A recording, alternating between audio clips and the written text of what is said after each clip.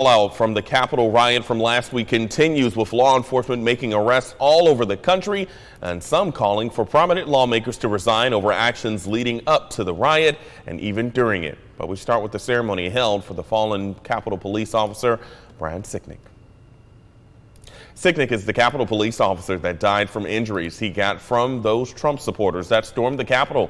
At his memorial, people left flags and posters calling him a hero. Several days after his passing, President Trump also ordering flags to be flown half-staff to honor Officer Sicknick. This all coming after House Speaker Nancy Pelosi ordered the Capitol flags to be lowered on Friday.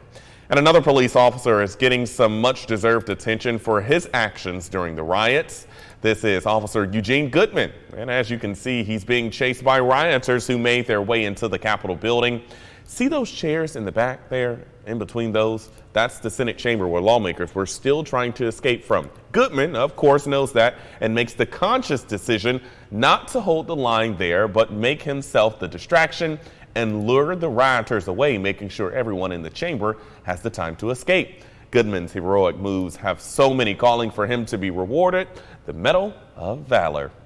And law enforcement is continuing their investigation into this riot, with dozens of arrests being made all over America.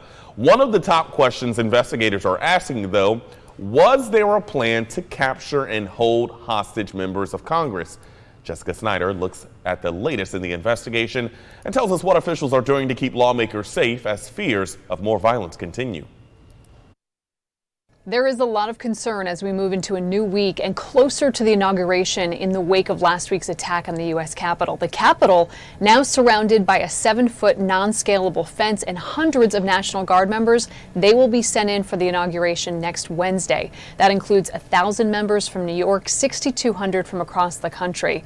And so far, nearly 24 people have been charged federally for their involvement in the violent mob that stormed the Capitol. That includes a man who was found with 11 homemade bombs in his truck parked near the Capitol, plus a handgun, assault rifle, and ammunition. And prosecutors say that man actually had 2 handguns on him when police finally found him. Then there was another man charged with allegedly sending text messages threatening injury to House Speaker Nancy Pelosi. When he was found, he had firearms, including an assault rifle and hundreds of rounds of ammunition. That was in the truck that he had parked outside of a Holiday Inn hotel in Washington. But this is likely just the beginning of the charges. The acting U.S. attorney in D.C. now says hundreds of people may end up under arrest as they continue this investigation that encompasses hundreds of prosecutors and FBI agents working from 3 command centers 24/7. And finally, there is some growing concern for the safety of members of Congress, many of whom we've seen in videos yelled at, surrounded in airports as they traveled to and from Washington. Well, this weekend we learned that all members will be able to get increased security when they travel through airports. U.S. Capitol Police, they're coordinating with other law enforcement agencies to make sure those protections happen to keep those members of Congress safe. Jessica Schneider, CNN, Washington. And protesters in Senator Josh Hawley's home state of Missouri want him out of office. Protesters are upset Hawley led efforts to contest electoral college results in some states that President-elect Joe Biden won. And of course, there's that infamous photo of Hawley raising his hand up in support to the huge crowd of protesters that would soon turn into a group of rioters. They painted a message in the streets of St. Louis: resign Hawley. And I would like a person to lose power when he misuses power. Senator Ted Cruz and Hawley also facing some heat for their actions of supporting President Trump's false claims of election fraud and continuing that lie to the American people. Well, House Speaker Nancy Pelosi, she's asking Democrats for their input on use of using the 14th Amendment. Under the U.S. Constitution, it allows representatives to remove other members of Congress if they violated their oath by engaging in insurrection or rebellions, or given aid or comfort to enemies thereof. Representative Cori Bush tweeted that she plans to introduce a resolution today to expel members of Congress for violating that amendment. She went on to say, we can't truly have unity without accountability.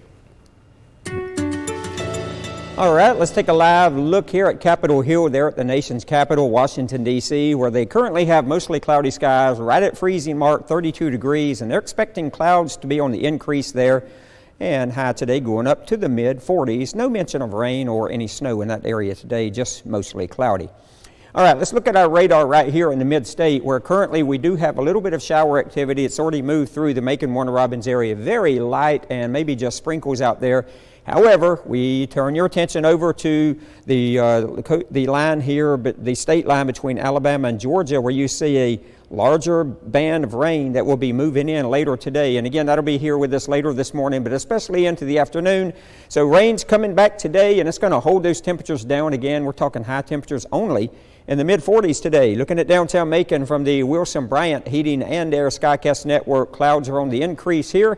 Temperatures at 40 degrees, and statewide temperatures you can see we're all of us in the 30s and 40s. 40 here in Macon, 42 over there in Columbus. Along the coastline, rather chilly as well. Savannah's 45, Brunswick right now 46.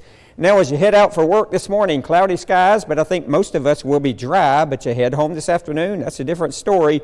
We're talking cloudy skies and off and on rain showers and very chilly temperatures today as well. And you can look at your day planner. You see by 1 o'clock we're 46 degrees, by 4 o'clock 46. So that's about where we're going to be topping out today, upper 40s. And then as the sun sets, the temperature will drop a little bit, but we'll still have some rain around with us at least for the first part of the night, and temperatures dropping down to the upper 30s to the low 40s for overnight lows. Now, looking at the next 24 hours, rain today, upper 40s, 40 degrees, rain tonight, mid to upper 50s, sunshine returns late tomorrow.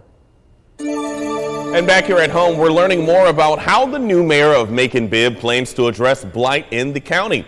Bibb County deputies say it's a big problem that contributes to crime all across the city, from drug deals to homicides. Mayor Lester Miller has been reviewing data that suggests blight and crimes are connected and must be addressed at the same time.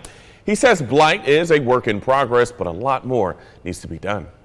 Actually figured out a way that we can find money to eliminate blight, tear down houses, rehab, things of those natures, without having to build a park or own the property like they had to use for the blight bond.